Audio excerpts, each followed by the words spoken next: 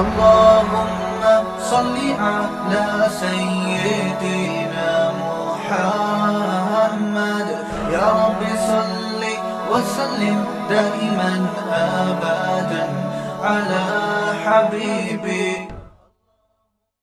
اصل میں یہودی یہ کہا کرتے تھے کہ نحن ابناء اللہ و احباؤہ، کہ ہم اللہ کے معاذ اللہ بیٹے ہیں اور اللہ کے محبوب ہیں، یعنی ہمارے ساتھ اللہ کے حساب کتاب ہی کچھ اور ہے. اور واقعی اللہ تعالیٰ نے ان کو بڑا نوازا تھا، کتنی بڑی بڑی کوتاہیاں انہوں نے کیں جو معاف کی گئیں. تو اب یہ زام میں مبتلا ہو گئے تھے کہ ہم میں پیغمبر بھی ہم میں آتے ہیں، تو اب ہم چما دیگرے نہیں، ہم جیسا کوئی بھی نہیں ہے. تو فضول انہوں نے دعوے شروع کر دیے تھے کہ ہم اگر گناہ بھی کریں گے تو اس کی بہت تھوڑی سزا ملے گی ہمیں، دوسری قومیں گناہ کریں گی تو بہت بڑی سزا ملے گی. تو اس طرح کی چیزیں یہ کہنے لگے تھے. اور یہودیوں میں اب تک بھی بہت سے یہودیوں کا یہ عقیدہ ہے کہ یہودی ہونے کے لیے وہ عقائد ہونا ضروری کافی نہیں ہے، بلکہ ہماری نسل میں پیدا ہونا ضروری ہے. یعنی نسلی امتیاز، قومی امتیاز، کہ عقیدے اور ایمان اور عمل پر نجات نہیں ہوگی، بلکہ آپ کو یعنی جو یہودی ایک قوم ہے، ایک نیشن ہے، یعقوب علیہ السلام کی اولاد، اس نیشن میں سے ہونا آپ کے لیے ضروری ہے.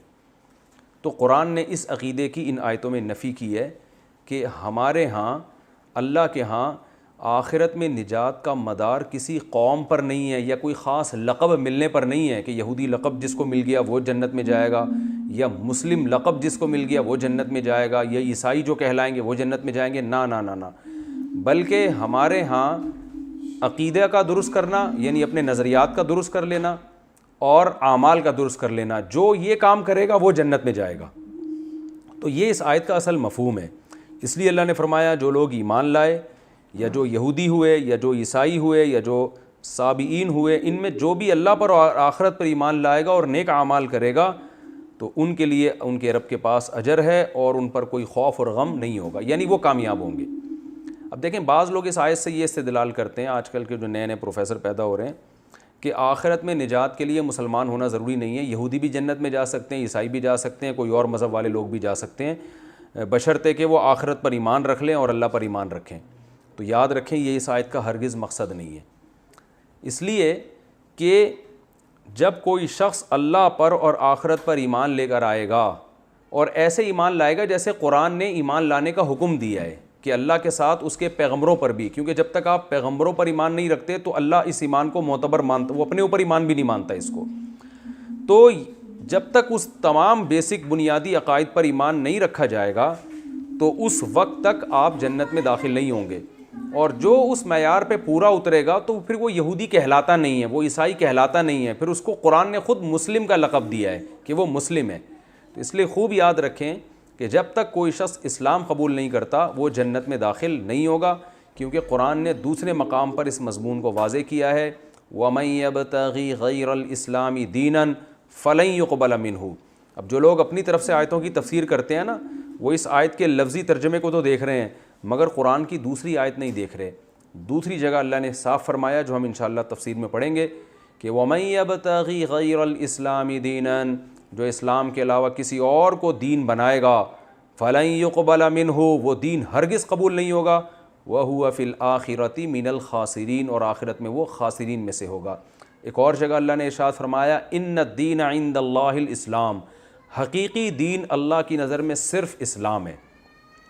تو اب آپ کو پتہ ہونا چاہیے اس آیت کا مطلب یہ نہیں ہے کہ یہودی یا عیسائی جو بھی اللہ پر ایمان رکھے اور آخرت پر اور اجمالی ایمان رکھے جیسا کہ وہ رکھتے ہیں تو وہ بھی جنت میں چلے جائیں گے. نہ نہ نہ نہ، وہ والا ایمان جس کا اللہ نے حکم دیا ہے، اور وہ ایمان وہ ہے جس میں توحید ہو.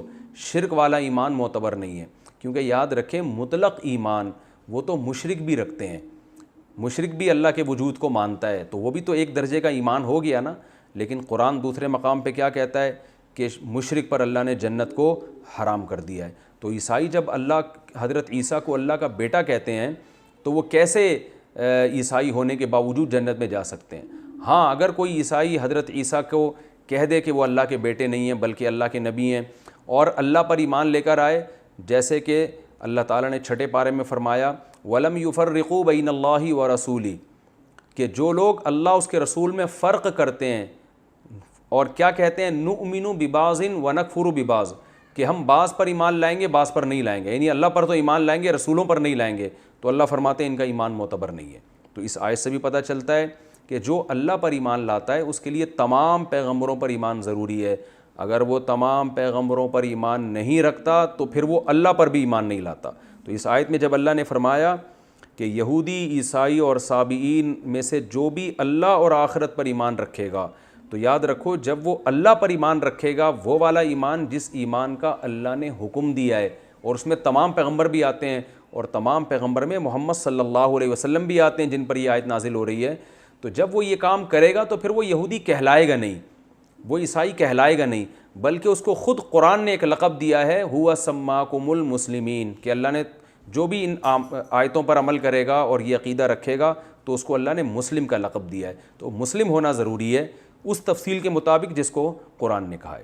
تو اس آیت میں اصل میں مسلمانوں کو بھی یہ بتایا جا رہا ہے کہ اگر تم مسلم ہو لیکن اگر تمہارا یہ عقیدہ نہیں ہے، اللہ پر کامل ایمان نہیں ہے جیسے کہ حق ہونا چاہیے، اور آخرت پر ایمان نہیں ہے، تو پھر مسلم ہونا بھی کافی نہیں ہے، کیونکہ آخرت میں نجات کسی قوم کے ساتھ خاص نہیں ہے۔ جیسے بعض لوگ اپنے آپ کو مسلم کہتے ہیں، اپنے آپ کو عاشق رسول بھی کہہ دیتے ہیں بعض دفعہ تو، اور شناختی کارڈ میں بھی مسلم لکھا ہوتا ہے، لیکن ان کا اللہ پر ایمان نہیں ہوتا۔ کیا مطلب؟ اللہ کے ساتھ کسی اور کو شریک کر رہے ہیں وہ۔ تو اللہ فرماتے ہیں ایسے لوگ جنت میں نہیں جائیں گے، کیونکہ اصل مدار ناموں پر نہیں ہے، بلکہ اصل مدار عقیدے کو درست کر لینا اور اعمال کو درست کر لینا۔ یہ دو چیزیں جب تک نہیں ہوں گی نجات نہیں ہوں گی۔ تو یہودیوں کے اس زعم کی، اس دعوے کی نفی ہے جس میں وہ آخرت کو کسی خاص قوم کا جاگیر سمجھتے تھے اور جنت کو کسی خاص قوم کی ٹھیکیداری سمجھتے تھے۔ تو اللہ نے فرمایا جنت کسی خاص قوم کی ٹھیکیداری نہیں ہے اس کے اوپر، اور جاگیرداری نہیں ہے، بلکہ اس کا ایمان اور اعمال صالحہ پر مدار ہے۔ تو یہ اصل اس آیت کا مفہوم ہے۔ اس کا یہ مطلب ہرگز نہیں ہے کہ آپ یہودیوں والے عقائد بھی رکھیں یا سابئین جو آگ کی پوجا کرتے تھے وہ والے عقائد بھی رکھیں پھر بھی جنت میں چلے جائیں گے، یہ مطلب نہیں ہے۔ آگے اللہ تعالیٰ کے ارشاد ہے وَإِذْ أَخَذْنَا مِيثَاقَكُمْ، پھر یہودیوں سے خطاب ہے اس وقت کو یاد کرو جب ہم نے تم سے مضبوط عہد لیا تھا۔ یہ واقعہ بھی یہ ہوا تھا کہ یہودیوں سے عہد لیا گیا تھا کہ ان کے جب 70 آدمی گواہ بنیں گے اور وہ تورات کو دیکھیں گے اپنی آنکھوں سے کہ اللہ سے ہم کلام ہوں گے، اللہ ان کو بتائے گا کہ یہ تورات ہے جو موسیٰ علیہ السلام کو دے رہا ہوں، تو یہ مضبوط عہد تھا کہ پھر تم نے اس پر مضبوطی سے عمل کرنا ہے۔ لیکن وہ 70 گواہ جن کو اللہ نے موت دی پھر دوبارہ زندہ کیا، وہ جب تورات لے کر حضرت موسیٰ علیہ السلام جب گئے ہیں تورات لے کر، اور یہ 70 آدمیوں نے گواہی دی، گواہی یہ دی کہ واقعی ہم نے دیکھا ہے یہ اللہ ہی کا کلام ہے اور اللہ کی کتاب ہے۔ اب اس میں کچھ بہت سارے مشکل احکام تھے، کیونکہ یہودیوں نے جب یہ کہا نا کہ 70 گواہ بھی ہوں گے، تو پھر اللہ کا اصول یہ ہے کہ جب آپ کی فرمائشیں زیادہ ہوتی ہیں تو اللہ کے قانون بھی سخت ہو جاتے ہیں۔ تو اللہ نے پھر اس میں بہت کچھ سخت احکام دے دیے یہودیوں کو کہ اب تو یقین ہو گیا نا اللہ کی کتاب ہے، تو اب سخت احکام ہو یا آسان ہو تمہیں بہرحال اس کو فالو کرنا ہے، اب تمہارے پاس نو کا آپشن بالکل بھی نہیں ہے۔ تو جب انہوں نے سخت احکام دیکھے تو یہ جو 70 گواہ تھے نا ان کو بھی ان احکام کو فالو کرنا تھا، تو انہوں نے گواہی میں جھوٹ کی آمیزش ملا دی۔ انہوں نے کہا اللہ نے یہ کتاب دی ہے تورات، یہ بالکل برحق ہے، اللہ کا کلام ہے، لیکن اس میں اللہ نے ایک اور بات بتائی تھی، وہ یہ بتائی تھی کہ اس میں جو احکام آسانی سے جس پر عمل ہو سکے کر لینا، جو مشکل لگے اس کو چھوڑ دینا۔ یہ گڑبڑ کر دی انہوں نے، تو اللہ کو غضب آیا، اللہ نے کوہ طور پہاڑ اٹھا کے ان کے سر پہ رکھ دیا، سر پہ کر دیا کہ میں ابھی گراتا ہوں اور تم سارے ہلاک ہو جاؤ گے۔ تو بس انہوں نے فوراً توبہ کی اور کہا نہیں نہیں نہیں۔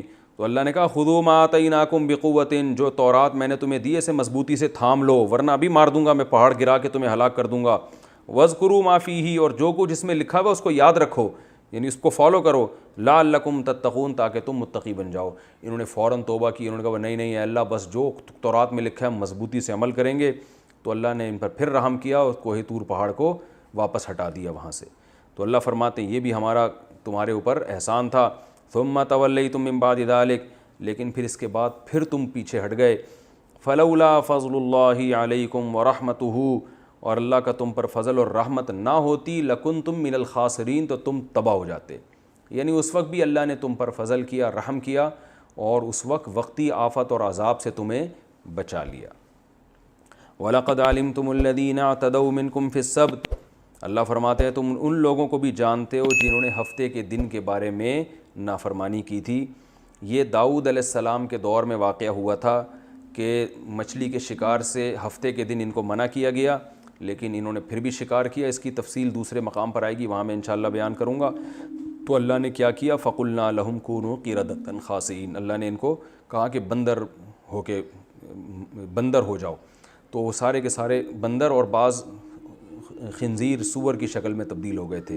یہ پھر انشاءاللہ اگلے ایپیسوڈ میں اس کی میں ڈیٹیل بیان کروں گا۔ وَلَقَدْ عَلِمْتُمُ الَّذِينَ اعْتَدَوْا مِنْكُمْ فِي السَّبْتِ فَقُلْنَا لَهُمْ كُونُوا قِرَدَةً خَاسِئِينَ،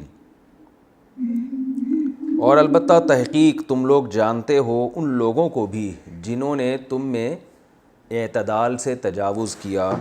ترجمہ تو ہو چکا ہے، لفظی ترجمہ، ہفتے کے دن کے بارے میں، لہذا ہم نے ان سے کہا ہو جاؤ تم بندر، ذلیل ہو کے بندر بن جاؤ۔ یہ واقعہ ہوا ہے داؤد علیہ السلام کے زمانے میں۔ بنی اسرائیل پہ ان کی بدعمالیوں کی وجہ سے اللہ تعالیٰ نے ان پہ پابندی لگائی تھی کہ تم ہفتے کے دن مچھلی کا شکار نہیں کرو گے، اور ہفتے کا دن بنی اسرائیل کے لیے مقدس دن تھا، اور آج بھی یہودی اس کو مقدس سمجھتے ہیں۔ عیسائیوں کے ہاں سنڈے ہے، مسلمانوں کے ہاں فرائیڈے ہے، اور جیوز کے ہاں وہ سیٹرڈے ہے۔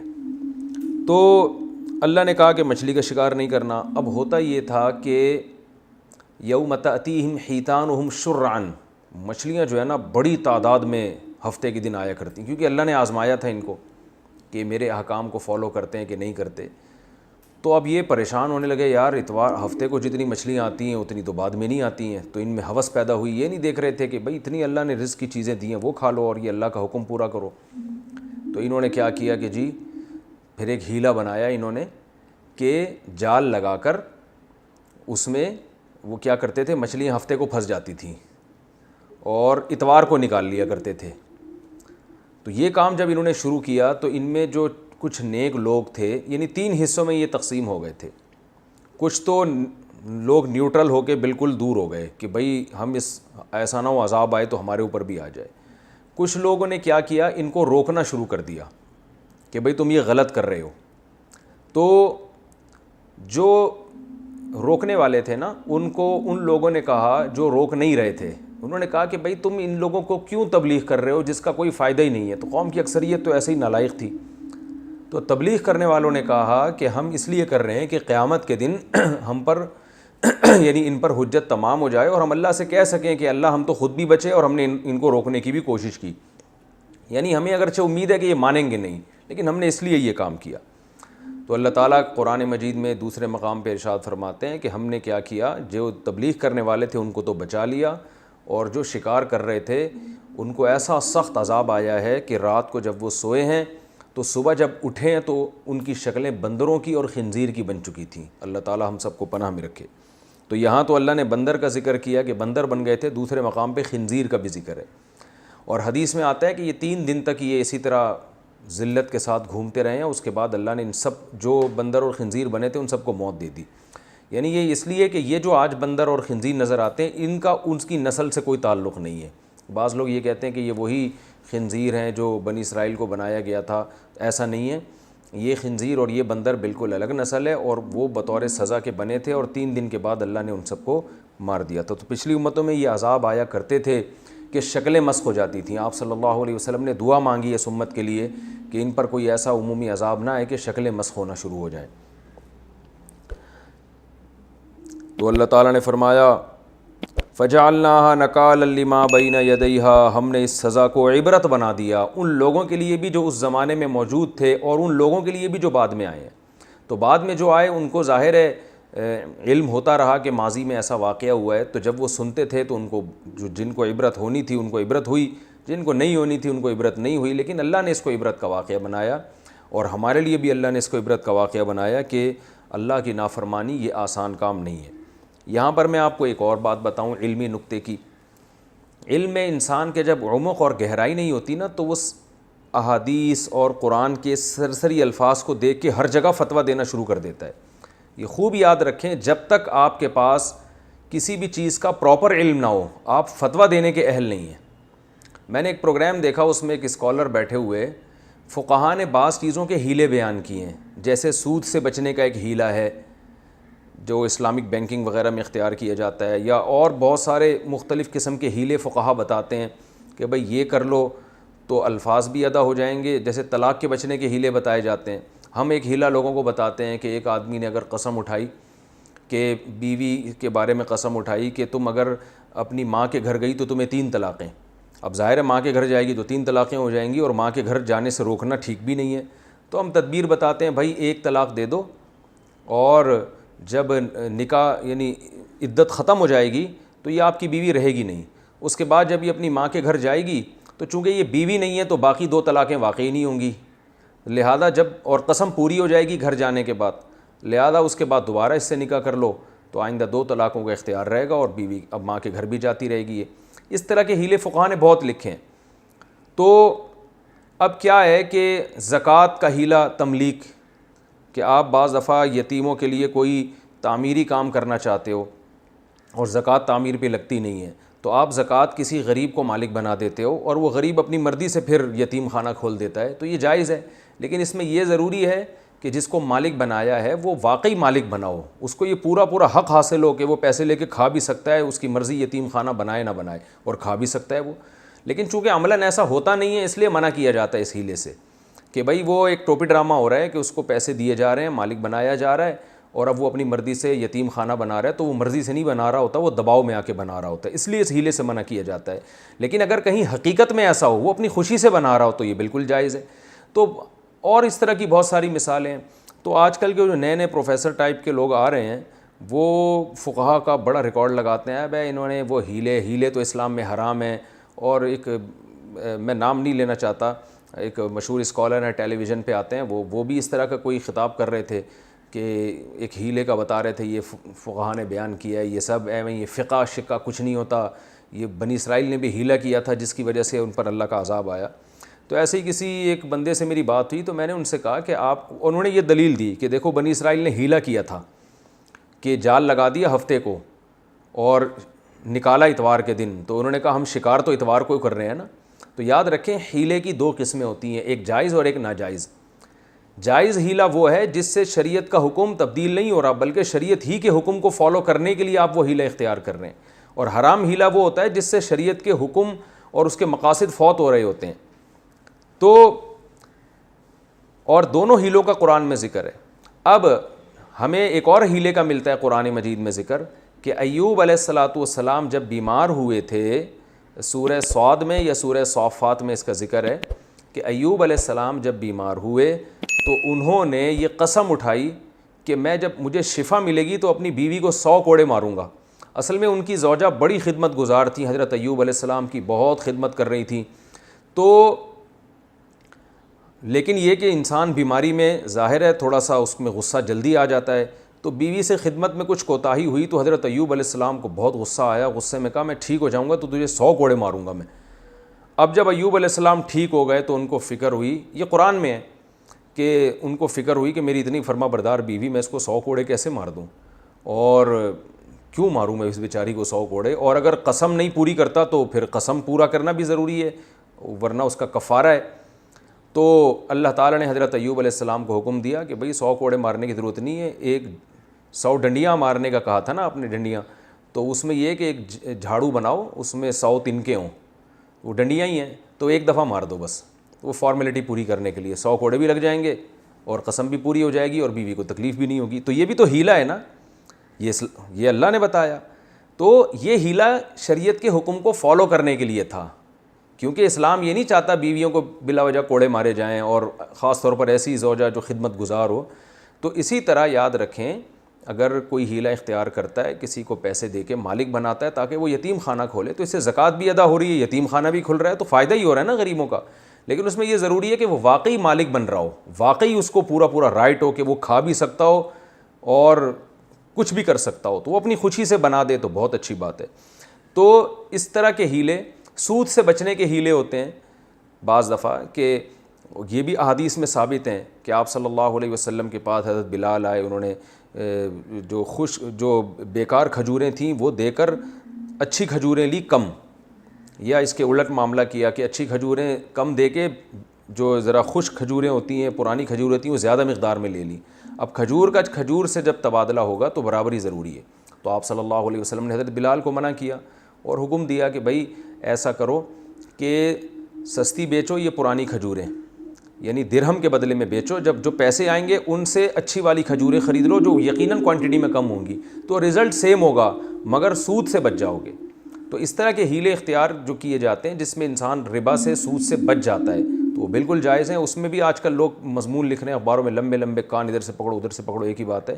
تو یہ وہ لوگ ہیں جن کو علم میں عمق اور گہرائی نہیں ہے۔ جب انسان پراپر طریقے سے علم حاصل کرتا ہے تو اسے پتہ چلتا ہے کہ ہیلے کون سے ہیلے جائز ہیں، کون سے ہیلے ناجائز ہیں۔ ہر ہیلے پہ بنی اسرائیل کے ہیلے والا حکم نہیں لگایا جا سکتا۔